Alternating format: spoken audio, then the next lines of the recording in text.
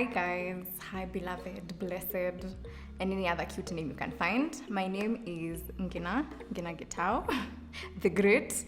And today I just wanted to talk about a very controversial title, The Lazy Christian. But before we do that, I'd really like us to pray so that none of the words I say are from me, but they all come directly from God. Heavenly Father, I come before you this beautiful, beautiful day. I pray, Jehovah, that whoever is watching this, at whatever time, whatever place they're in, I pray, King over the glory, that there may be nothing of me, nothing left of me. I relinquish all my presence, King of the glory, and invite you to fill me and fill this place, fill the Spirit, fill whoever is watching this, and in whatever way you need to move in their life. I pray, Jehovah, Father, that this word will speak to them, will change their life, and King over the glory, all the glory and honor shall be yours. So we are going to be looking at the book of Nehemiah chapter 4. But before we do that, I'd like us to have like every good story, we need an introduction. So the Israelites have sinned against God. The Israelites have been punished for moving away from God and have been exiled in Babylon. They're under a new king, a Persian king, and their temple and their city walls have been completely destroyed, burnt to the ground. So in the book of Ezra, just after 2nd Chronicles, we see the wall being rebuilt by King Cyrus, and we see Ezra coming back to the Israelites to be sort of like a moral compass for the people. And in the book of Nehemiah is moved. He's deeply moved. Like he cries after hearing that the walls of Jerusalem are down. He cries. Who cries because of a wall? He cries. And so he talks to the king. He prays, and then prays before going to the king, and prays while talking to the king, asking for permission to go and rebuild his walls, his hometown. And the king is like, okay, sure, what do you need? Shika, go. So that's where we are. Right now, in chapter 4, he's already started building the wall. But because every great work must have opposition, must have enemies, there are 3 men specifically who are completely against the idea of the walls being rebuilt. These men are Sanballat, Tobiah, and Geshem. They have decided that, come with me, liwe liwalo, those walls are not going up. And so in the in the chapter 4, Nehemiah chapter 4, verse 9, we see Nehemiah praying to God because he's been told that these people want to attack them. They're waging a war against them. Like literally they're coming with swords and horses and chariots and all of that to come and fight against the Israelites so they do not build that wall. So Nehemiah chapter 4 verse 9 says, "But we prayed to our God and posted a guard day and night to meet this threat." It seems like an insignificant verse when you look at it offhand. But we prayed to our God and posted a guard day and night to meet this threat. But this verse in the whole book of Nehemiah, to me this is the verse that really, really struck out at me. It hit me a certain way, and this is because of the lazy Christian. I've been a lazy Christian for the longest time. Now, what do I mean by a lazy Christian? Recently, Pastor Wakeji was talking about planning and praying. So you don't just plan, but you also pray. I am the type of person who, for a while now, has just been praying and not planning. So you hear these stories of, you hear this joke, ati, you want to get married, but you're staying at home, but lawende kanisani utafute bwana. You're not going out to look for this man. You want a promotion, but you arrive late at work. You never submit your tasks or your targets. Or you want to pass your exams, you never read. You only wake up 3 hours before the exam and cram the night before. And you still expect, an A or first class honors or to be number 1. That's not going to happen. It just, those are the stories we hear so often and do them ourselves in our lives. So for me, I'm a last minute person. So exams, the 3 days before the exams is when I'm rushing to digest everything. You're absorbing the knowledge at the last minute. And so when the exam comes, I'm like, Jesus, you are the creator of every knowledge. You know all things, and therefore what is this paper before you? Please give me the knowledge so that I can put it on the paper. And that's my prayer. Instead of it being, Lord, the things that I have been learning, the things that I've been studying for, let me translate them to the paper. Let me put them down on the paper. It's where fanya kazi yote, me relax. And that's the lazy Christian. The lazy Christian prays and believes, but gives God nothing to work with.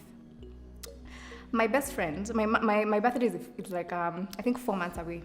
And my best friend is determined to get me a cap that says, Ngena, relax, you're only 21 or 22, or however old I am.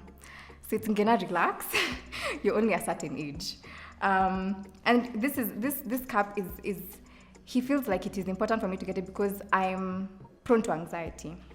So let's say like maybe 2 years ago, I would call and tell him how my life is falling apart because I'm making these plans, I'm making all these plans, but nothing is working. I have a plan A to plan C. I'm working really, really hard, but all these plans are failing, or I'm stressed out, I'm burning out. And so what I've not been doing as I've been planning and I've been working is praying. I never stop planning, but I never stop to pray. If you're writing this down, please write this down. I never stop planning, but I never stop to pray. The book of John, chapter 15, verse 7 says, if you remain in me, NIV, if you remain in me and my words remain in you, ask whatever you wish and it will be done for you. Ask whatever you wish and it will be done for you if you remain in me and I in you. I was not in God. I was not intentional with my walk with God. But I was constantly planning, constantly working, constantly wanting to achieve my dreams. And so they failed because I didn't have God on my side. So that's type 1. Person type A, Ngena type A, is a planner but never prays. And then we have Ngena type 2. Ngena type 2 realized that I've been planning but I've not been praying. So now I'm not going to plan, I'm going to pray. I sit down, I sit on my behind, sit on my hands, and I'm just like, okay, God, do everything, do it all. Now, prayer is important. I'm not in any way whatsoever saying that prayer does not work alone. It can. You've heard those stories of like a pastor tells you, oh, me, I wasn't even looking for a car, and then someone just calls me and tells me, Shika Haria, Shika Prado, just like that. That's never happened for me personally. And so me, I was just waiting. I was waiting for the grades to improve. I was waiting for the purpose to strike me, but I'm not looking at what it is I'm interested in or what moves my heart. I'm just, seated, doing nothing, just praying and doing nothing at all. And so, again, the book of, give me a moment here, the book of Philippians chapter 4, verse 6, it says, Philippians 4 verse 6 says, do not be anxious about anything, but in every situation, by prayer and petition, with thanksgiving, present your requests to God. So prayer is powerful. The Bible has dozens, if not hundreds, of verses where people pray for things and they happen. But what I didn't realize was that these people were not just praying, but they were working. Person 2 is the lazy Christian. So person 1 is the planner but never prays. Person 2 is the prayer, the one who prays but never plans. And then person 3 is the wise one who does all these things, who does both of them. They plan and they pray. Nehemiah, this verse, 4 verse 9. But we prayed to our God and posted a guard day and night to meet this threat. Nehemiah prayed. So they're being attacked. The Sanballat and Tobiah are planning to bring a whole army to attack the Israelites after all the hard work he's put in to rebuilding the wall. He wants to come and attack them. So Nehemiah did not just pray and wait. Unguarded, there are no guards, there's no preparation, he's just waiting. That's not what Nehemiah did. Nehemiah prayed and posted a guard day and night to meet this threat. In fact, he even went ahead to tell the people who are working, as you're carrying your hammer here, carry a sword at your belt, so that if at any time we are attacked, you just pull out the sword and we go to war. He did not just pray, but he prepared, he planned, he worked, he did something to give God to work with. Okay, so what did he do? He gave God something to work with. If you're looking for that promotion, if you're looking for that, if you're in class 8 and you're going to Form 4, Form 1, and you're looking for a good school, you cannot just sit down and not give God something to work with. You can't just be, you're not reading, you're not studying, you're not putting your best foot forward, and you're expecting something great, you're not expecting to level up or for your life to change or to improve. You need to give God something to work with. And so this year, I began this year out. So last year I was feeling very purposeless. I was still praying, but I was not seeing where it's praying. It's like waking up and you're planning a road trip, but you have no idea where you're going. And so you cannot even say what time you'll wake up or how many pit stops you'll make. You don't have no idea where you're going. So that was me. I had no idea where I was going. And coming from someone who, had a plan A to Z, I knew where I was going to be in 20 years, where I was going to be in 2 years. I had a plan to relinquish all of that. It took courage.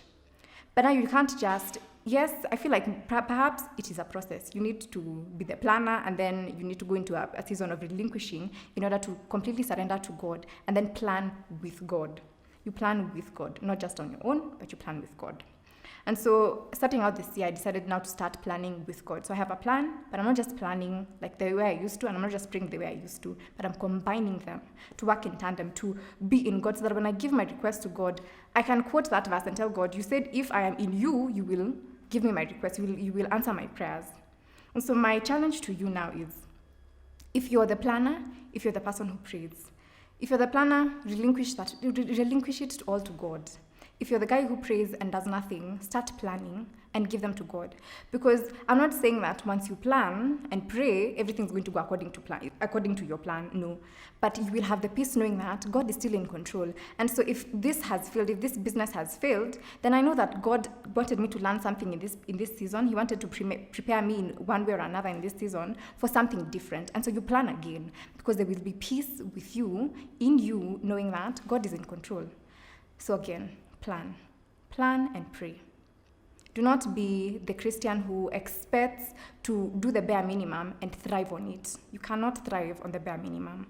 You need to give God something to work with. And so let me pray for you. If you fall into any of these categories, if you're in the season of praying and planning or praying, let me pray for you.